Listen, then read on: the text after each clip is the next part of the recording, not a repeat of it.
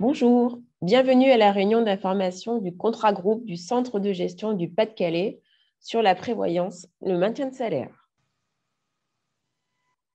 Des correspondants à votre écoute, le Centre de gestion, M. Frédéric Auger, ainsi que Sofaxis et son service prévoyance. Donc, vous avez l'adresse mail en dessous.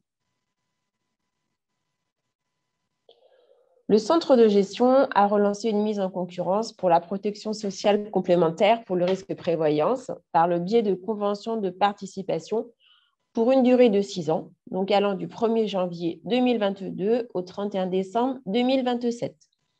Le risque prévoyance, elle complète le traitement de l'agent qui passe à demi-traitement et couvre les garanties suivantes. Le risque d'incapacité temporaire de travail, l'invalidité permanente définitive, la perte de retraite consécutive à une invalidité permanente, ainsi que le versement d'un capital décès en cas de décès ou en perte totale et irréversible d'autonomie. Qu'est-ce que la prévoyance? Le principe de la prévoyance. La prévoyance est un dispositif de protection sociale permettant de couvrir les aléas de la vie, survenant dans le cadre d'une activité professionnelle ou de la vie privée et permettant de compenser les pertes de revenus d'un agent adhérent se trouvant en incapacité de travailler. L'accident de vie privée et la maladie occasionnent souvent une baisse de salaire et ou une perte de prime. La prévoyance permet donc de compenser ces pertes et de maintenir votre niveau de vie durant votre arrêt. C'est un dispositif différent et complémentaire à un contrat de santé qui, lui, a pour but de compléter les remboursements de frais de soins de la sécurité sociale, par exemple en cas d'hospitalisation. Le choix de votre employeur. Dans le cadre de sa politique ressources humaines, votre employeur a souhaité mettre en place une convention collective pour vous assurer la meilleure protection en cas d'arrêt de travail. Elle a choisi un contrat vous faisant bénéficier de garanties fiables et de remboursements rapides pour compléter les dispositions prévues par le statut de la fonction publique territoriale. L'adhésion est individuelle et facultative pour les agents en activité. Au travers de cette présentation, nous allons reprendre différents items, qui est Interial et qui est Sofaxis, un petit rappel sur le statut de la fonction publique, les grandes lignes de votre contrat, les garanties proposées, l'adhésion, la cotisation, l'espace adhérent et puis l'indemnisation. Commençons par présenter qui est Interial et qui est Sofaxis, les deux acteurs retenus dans le cadre de ce nouveau marché. Sofaxis, le courtier gestionnaire, Interial, la mutuelle porteuse du risque. Sofaxis, c'est une société du groupe Reliance, un groupe mutualiste européen de référence en assurance et management des risques auprès des acteurs territoriaux. C'est le premier courtier français sur le marché de l'assurance statutaire. Basé au centre de la France, sur Bourges et Orléans, nous avons 30 années d'expérience auprès des collectivités. Nous sommes le partenaire de 2 centres de gestion sur 3. Nous assurons plus de 20 000 collectivités clientes et 800 000 agents publics gérés. Nous sommes également sur la prévoyance, création de notre activité en 2009. À ce jour, plus de 2 617 collectivités clientes, 79 000 agents adhérents, 9 centres de gestion partenaires. Sur votre département, le centre de gestion, donc 62, c'est 311 collectivités adhérentes et un peu plus de 11 000 agents assurés. Interial, la mutuelle porteuse du risque, créée et gérée par des fonctionnaires, c'est une vraie mutuelle qui ne rémunère pas d'actionnaires, centrée sur les valeurs mutualistes. Interial est aux côtés de ceux qui œuvrent à l'intérêt général et à la sécurité de tous. Interial protège en santé et en prévoyance les agents de la fonction publique et les salariés des établissements publics. agents des collectivités territoriales, du ministère de l'Intérieur, des Armées, de la Justice ou de l'Éducation nationale. La mutuelle propose une protection sociale complète à ses adhérents tout au long de leur parcours de vie, professionnel et personnel. La responsabilité, préserver et protéger les agents de la fonction publique. Les valeurs, la fraternité, l'entraide, l'engagement, la résilience et la disruption. La confiance, notre force.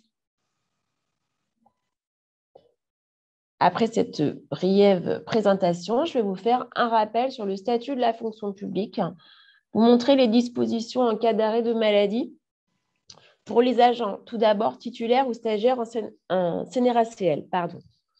En maladie ordinaire, donc, on peut être 3 mois absent à plein traitement, suivi de 9 mois à demi-traitement. C'est sur ces 9 mois suivants que prendra la prévoyance, prendra le relais. En longue maladie, 1 année d'absence à plein traitement, 2 ans d'absence à demi-traitement. Encore là, c'est là où la prévoyance intervient. En longue durée, 3 ans d'absence à plein traitement et 2 ans à demi-traitement. Donc, sur ce schéma-là, vous voyez bien l'intervention de la prévoyance quand il y a passage à demi-traitement. Sur ce slide, agent titulaire ou stagiaire IRCANTEC. Donc, le temps de travail est inférieur à 28 heures hebdomadaires. En maladie ordinaire, 3 mois d'absence à plein traitement, 9 mois à demi-traitement. Grave maladie, 1 année à plein traitement, 2 ans à demi-traitement. Encore une fois, vous visualisez l'intervention de la prévoyance.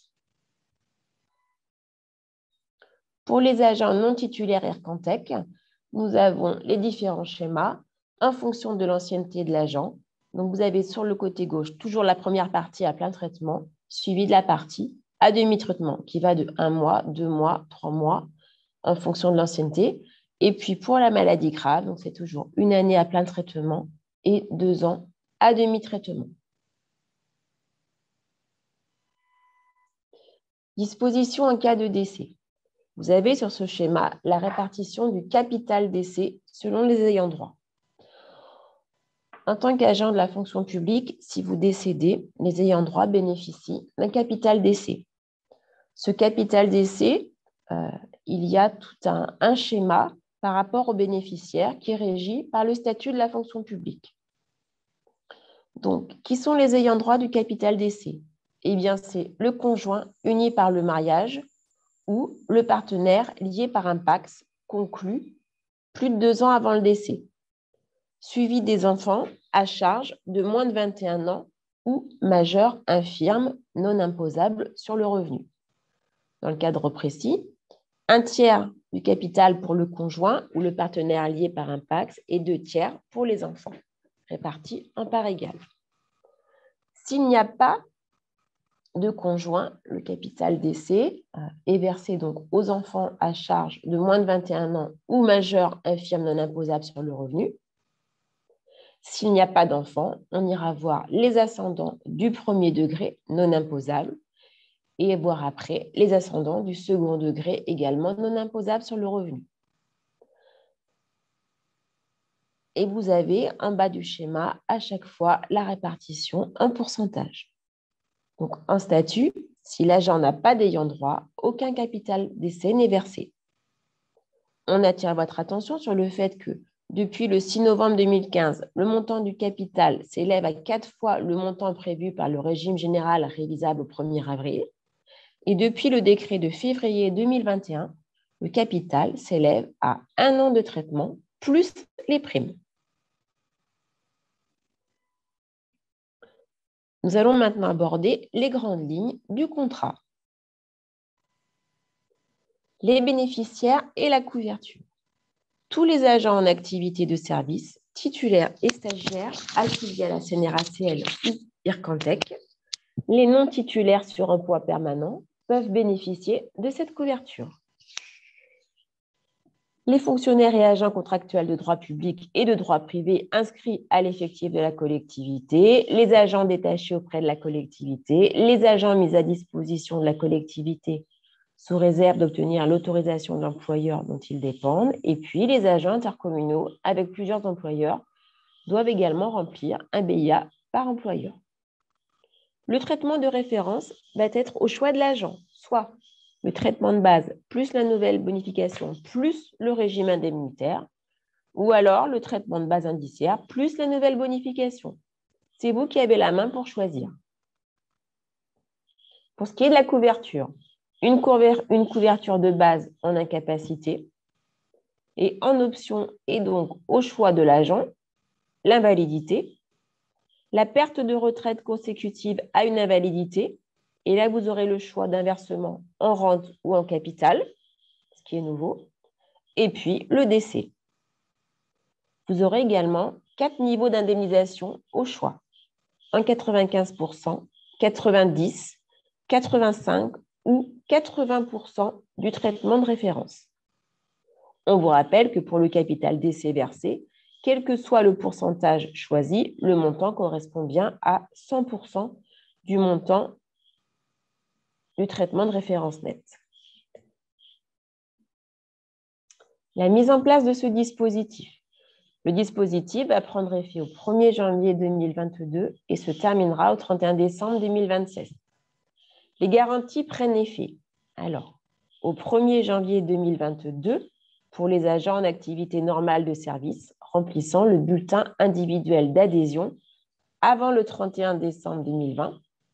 Mais vu les délais tardifs, nous avons obtenu une dérogation de la part d'Interial pour que nous puissions accepter tous les bulletins d'adhésion qui arriveront jusqu'au 31 janvier, avec bien sûr un effet au 1er janvier. Sinon, le premier du mois qui suit pour les agents en activité remplissant le bulletin individuel d'adhésion au cours du mois courant 2022. Dans les 12 premiers mois, de la date d'effet du contrat, de la date d'embauche ou de la date de reprise d'activité, l'adhésion est sans condition, sans questionnaire médical, sans limite d'âge et sans délai de stage. Un délai d'attente de 31 jours sera opéré pour les agents en arrêt de travail ou bien en temps partiel thérapeutique au 1er janvier 2022 et n'ayant pas eu précédemment de contrat avec des garanties identiques. Les garanties souscrites prendront effet au plus tôt à l'issue d'une période de 31 jours ininterrompue de travail. Au-delà des 12 premiers mois, un délai de stage de 6 mois, période de garantie souscrite et payée n'entraînant pas de prise en charge des arrêts survenus pendant cette période. Pour les agents qui veulent souscrire au-delà des 12 premiers mois de la mise en place de la convention, c'est-à-dire après le 1er janvier 2023 ou plus de 10 mois après leur date d'embauche. La souscription des garanties est faite, la prise d'effet des garanties aussi.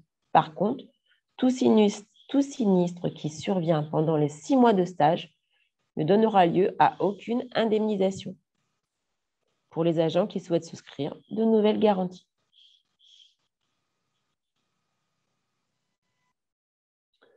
Les avantages principaux qui ont été obtenus dans ce nouveau contrat. Comme nous l'avons vu, adhésion rétroactive jusqu'au 31 janvier 2022. Garantie des taux de cotisation sur 2 ans, qui permet une stabilité des taux sur les 2 prochaines années. Adhésion sans condition dans les 12 premiers mois pour les agents en activité normale de service. Adhésion en ligne. Gestion en ligne simple et rapide. Alerte SMS des indemnisations si vous avez communiqué votre numéro de portable.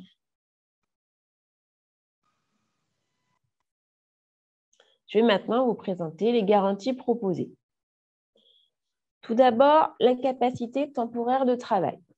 C'est le versement d'indemnités journalières en cas de baisse de traitement consécutive à une incapacité temporaire totale de travail. L'indemnisation à hauteur de 95, 90, 85 ou 80% du traitement de référence selon le choix de l'agent. Le traitement de référence est également au choix de l'agent, TBI plus NBI plus régime indemnitaire ou TBI plus NBI. C'est vous qui avez la main. Un exemple pour vous illustrer justement l'incapacité de travail. Là, on a choisi un exemple à 95% du traitement. La garantie donc, a pour objet le versement d'indemnités journalières en cas de baisse de traitement de rémunération consécutive à une incapacité temporaire de travail.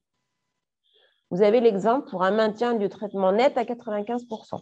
À plein traitement, un agent qui perçoit 1 348,05 €,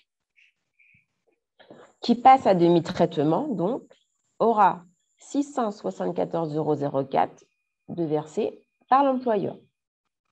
S'il n'y a pas de complémentaire prévoyance, c'est uniquement la rémunération de l'agent.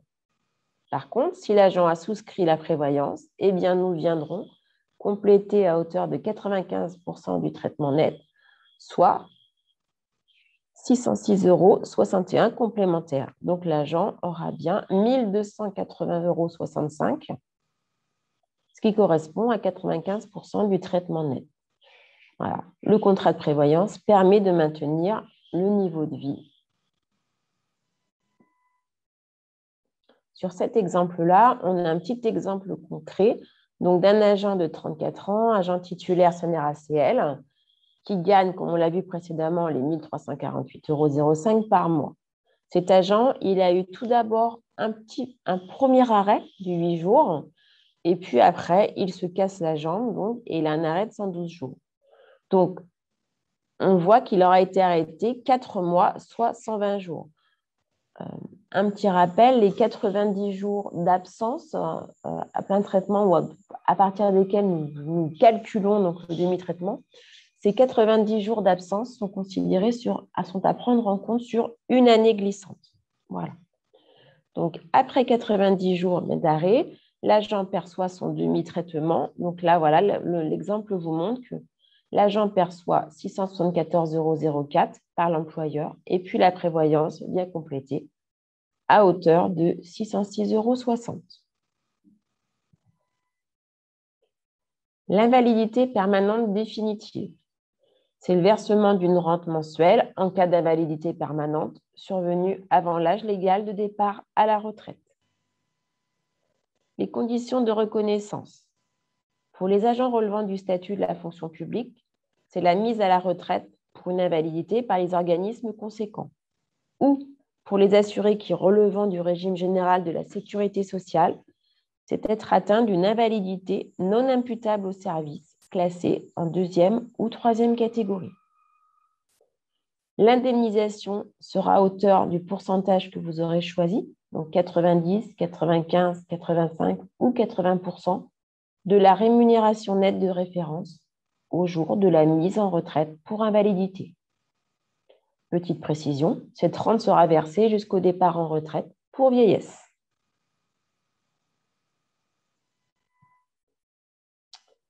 La perte de retraite consécutive à une invalidité permanente.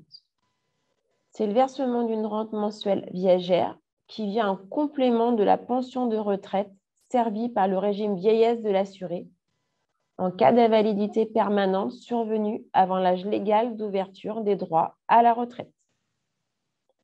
Indemnisation en rente mensuelle viagère à hauteur de 95, 90, 85 ou 80% de la pension de vieillesse qu'aurait perçue l'agent s'il n'avait pas été mis en retraite pour invalidité, ou bien, alternative nouvelle proposée dans la nouvelle convention qui prend effet en 2022, c'est l'indemnisation versée en capital en une fois. Ce capital se situe entre 480% et 570% du plafond minimum sécurité sociale, selon le niveau de remboursement que vous aurez choisi. En fonction, on oscillera entre un capital qui va dépasser les 16 000 € et un petit peu inférieur à 20 000 €. Vous avez des exemples de calcul.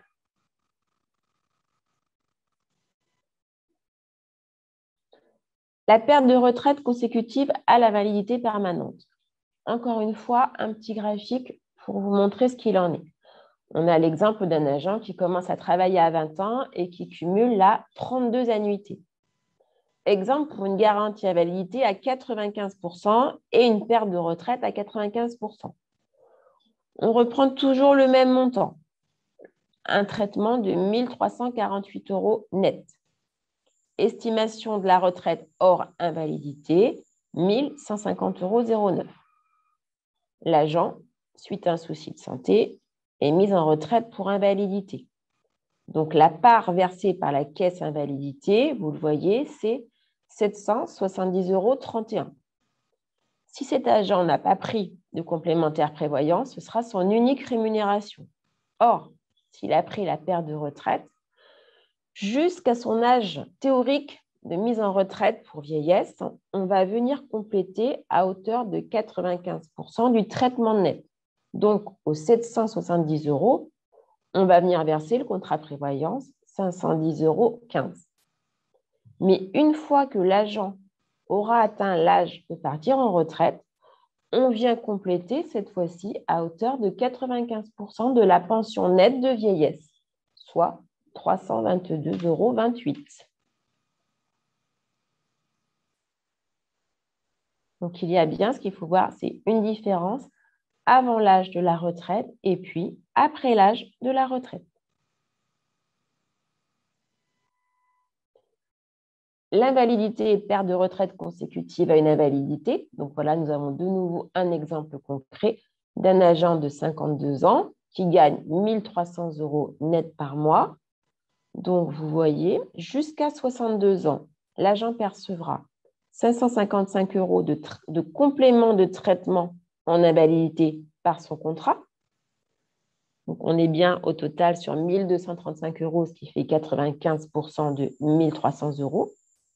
Et après 62 ans et jusqu'à son décès, il percevra 251 € de rente mensuelle, soit au total 931 € par mois, soit 95% de sa retraite normale s'il n'avait pas été mis en retraite pour invalidité.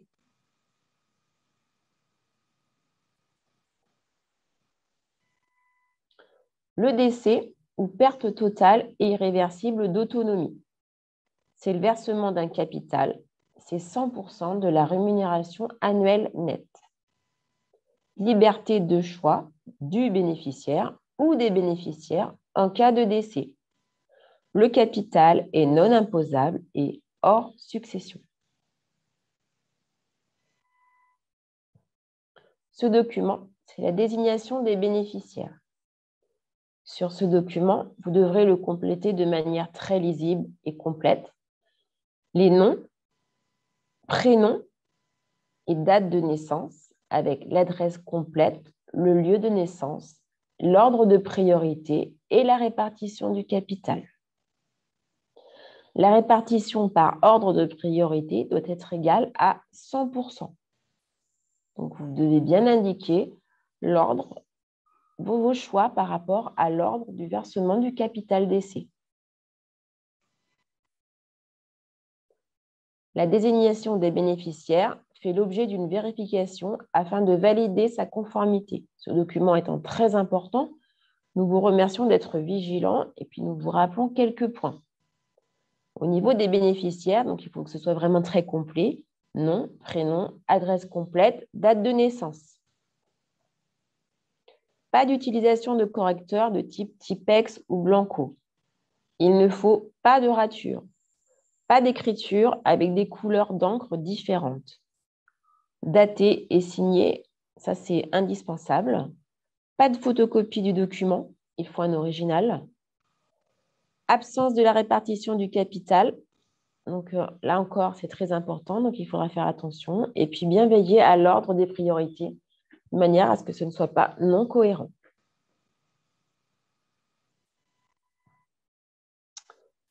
Le décès ou la perte totale et réversible d'autonomie, là encore, on vous a mis un exemple pour bien que ce soit lisible.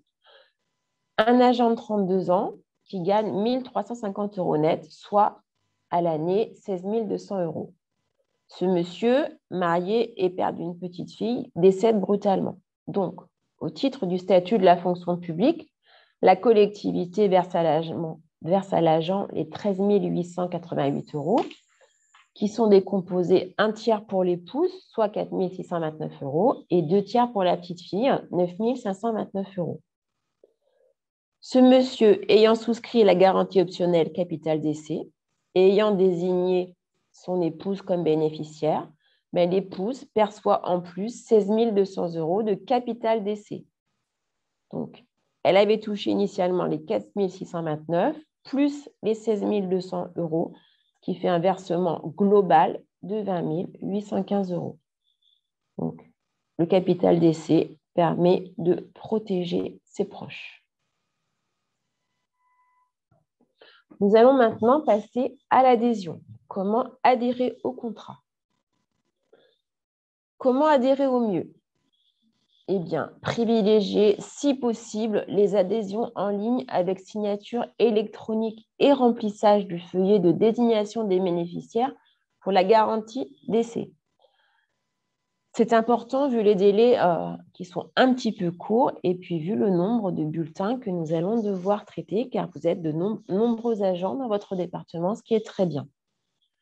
Si besoin, vous pouvez vous rendre auprès du service RH de votre collectivité pour avoir accès potentiellement à un ordinateur et saisir votre adhésion avec le code collectivité fourni. En cas de doute ou de question, mais c'est de voir avec votre référent RH prévoyance au sein de votre collectivité qui se tient à votre disposition pour vous apporter tous les renseignements qui vous manqueraient. Si vous souhaitez malgré tout adhérer sous forme papier, vous devez remplir le bulletin individuel d'adhésion très lisiblement et complètement et le remettre à votre référent ressources humaines qui numérisera pour nous envoyer les éléments par mail. Un petit schéma donc, par rapport au process. Donc, vous allez compléter le bulletin individuel d'adhésion, signer votre bulletin, l'envoyer ou le remettre à votre référent RH pour vérification et pointage. Votre service RH nous transmettra les éléments par mail à notre adresse et puis vous recevrez un email personnel confirmant la bonne prise en compte de l'adhésion. Comment adhérer? Sur ce slide, eh bien, on reprend un petit peu le process et puis on vous montre le bulletin d'adhésion ainsi que le bulletin de désignation des bénéficiaires. Donc, vous devez compléter le bulletin d'adhésion individuel et la désignation de bénéficiaires, adresser votre bulletin d'adhésion complété et signé à votre service des ressources humaines, adresser la désignation de bénéficiaires datée et signée à Sofaxis, et ensuite, vous recevez un email de confirmation de votre adhésion par Sofaxis. Vous avez là votre bulletin d'adhésion individuel. Donc, veillez à bien renseigner ce document pour que votre bulletin d'adhésion soit valide et que vos garanties puissent prendre effet au plus vite à réception par nos services. Donc, tout en haut du document, il va y avoir les renseignements liés à la collectivité, les renseignements vous concernant, donc bien indiquer votre état civil et puis vos coordonnées. Ensuite, votre situation. Donc, il vous faut compléter votre situation professionnelle avec les données inscrites sur votre bulletin de salaire. Choisir après votre assiette de cotisation, vos garanties, dater et signer avant de le remettre aux ressources humaines.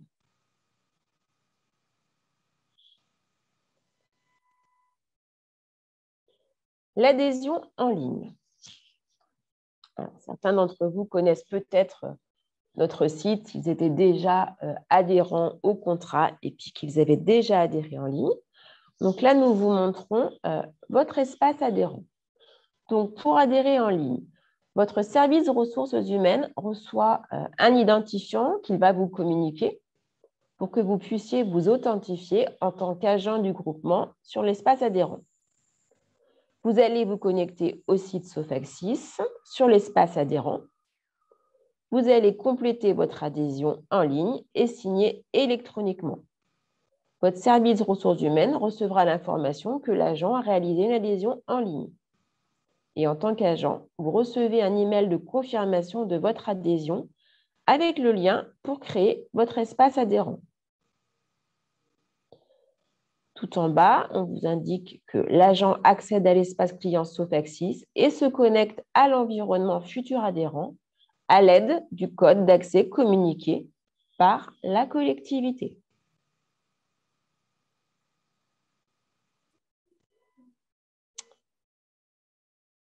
L'agent s'authentifie. Donc, dans le menu adhésion en ligne, l'agent prend connaissance des informations, prépare son dossier, renseigne ses noms, prénoms, numéro de téléphone, portable ou mail nécessaires à l'authentification et puis vous cliquez sur Envoyer.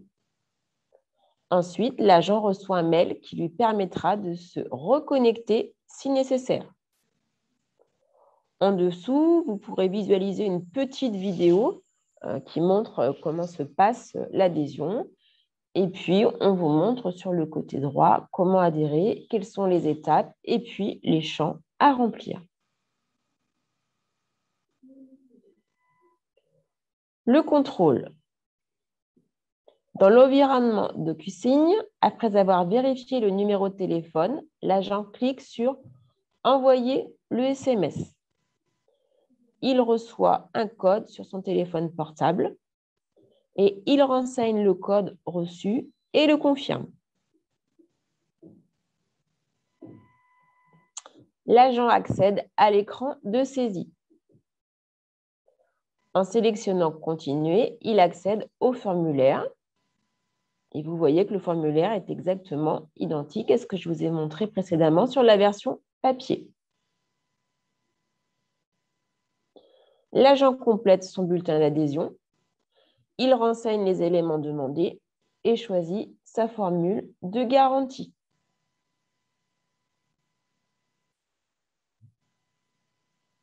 L'agent signe sa demande d'adhésion. Donc, l'agent clique sur « Signer » et après, il choisit le type de signature. L'agent valide sa demande d'adhésion. En sélectionnant « Terminer », l'agent procède à sa signature électronique du formulaire. Lorsque la saisie est terminée, les champs obligatoires non renseignés sont identifiés. L'agent devra donc les compléter pour finaliser l'opération. L'agent est redirigé vers l'écran d'accueil de l'espace client. Si adhésion en ligne, le logiciel vous guide, remplissage, garantie d'essai et remplissage du formulaire de désignation de bénéficiaires sécurisé sur choix des priorités.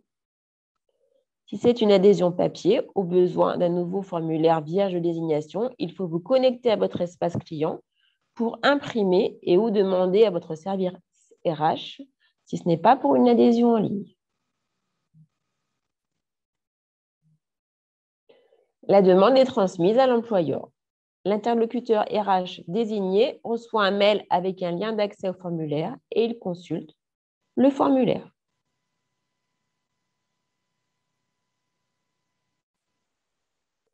L'employeur contrôle et valide. Il ouvre le document et contrôle la demande.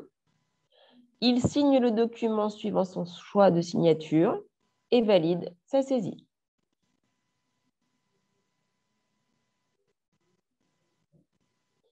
Fin du processus et information des signataires. L'interlocuteur RH est informé de la finalisation de l'opération. Un mail avec en pièce jointe le document adressé est adressé à l'agent, à l'interlocuteur RH et à Sofexis.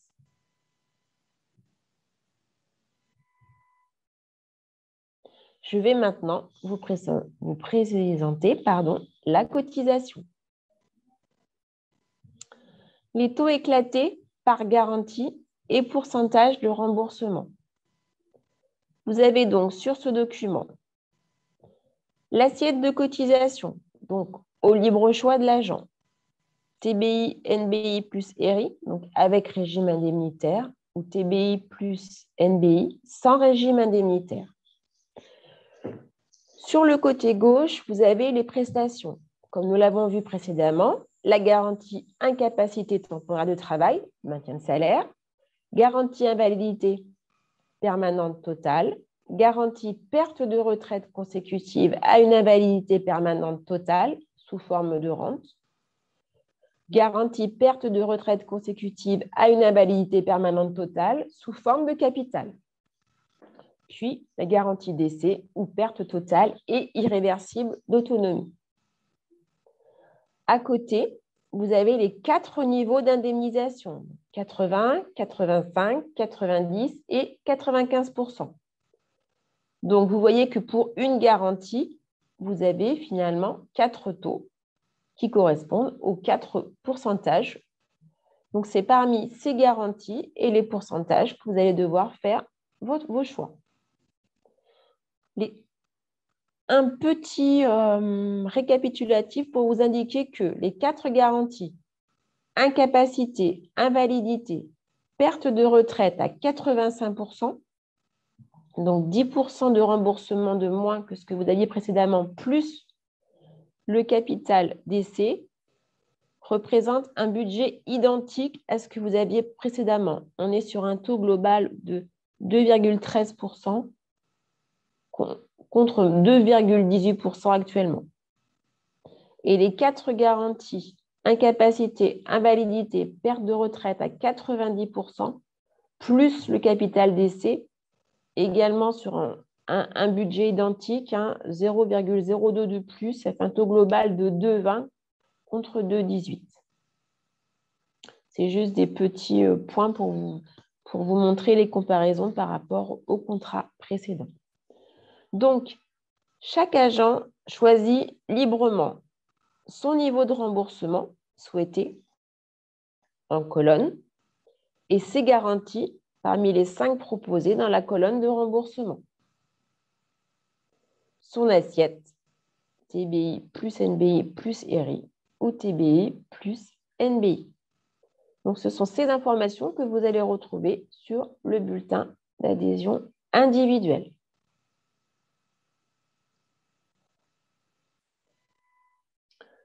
Nous avons fait quelques exemples avec des maintiens de rémunération, le premier à 95%. Donc, vous retrouvez sur le côté gauche toutes les garanties et les taux de cotisation. Donc, première ligne, incapacité temporaire totale. Donc, on est sur 1,20. L'incapacité temporaire totale plus l'invalidité, le taux global, 1,92. Incapacité plus invalidité plus perte de retraite en rente, ça fait un taux de 2,41. Incapacité plus invalidité plus perte de retraite en capital, un taux global de 2,16. Et l'option décès ou perte totale irréversible d'autonomie, un taux de 0,29.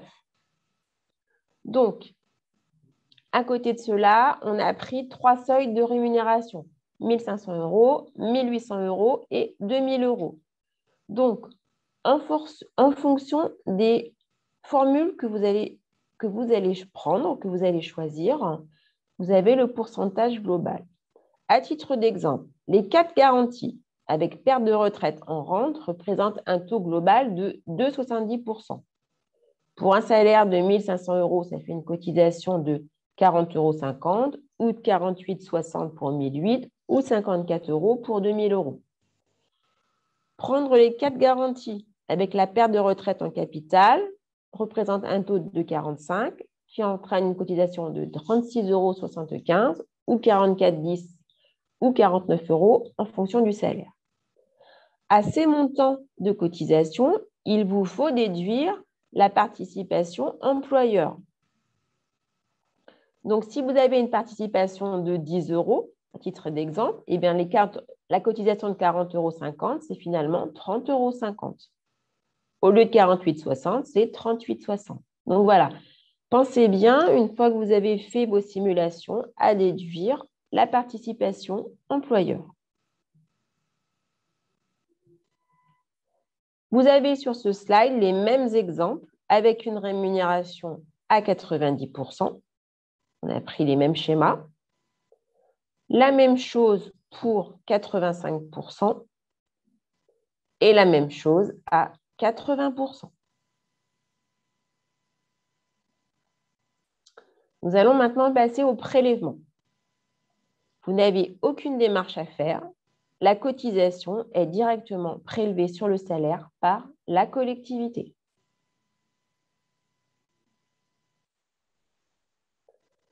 Nous allons maintenant passer à l'espace adhérent. Votre espace adhérent. Donc, vous avez un identifiant et un mot de passe.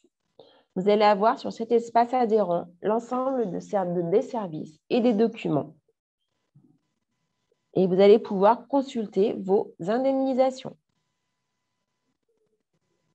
Dans l'espace adhérent, menu Mon adhésion, vous avez le bulletin d'adhésion signé ainsi que la notice d'information associée.